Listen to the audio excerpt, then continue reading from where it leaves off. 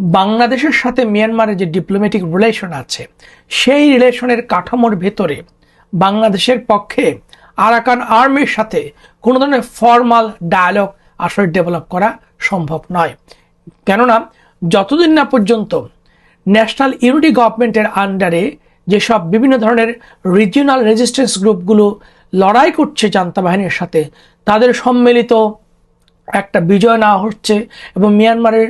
এই জান্তা সরকারের পতন না হচ্ছে, নতুন ডেমোক্রেটিক গভর্নমেন্ট যতদিন না পর্যন্ত সরকার গঠনের দায়িত্ব নিচ্ছে, ততদিন পর্যন্ত আরাকান আর্মি মিয়ানমারের রাষ্ট্রের কাঠামোতে একটি বিদ্রোহী সশস্ত্র গোষ্ঠী। মিয়ানমারের সাথে ডিপ্লোম্যাটিক রিলেশন রেখে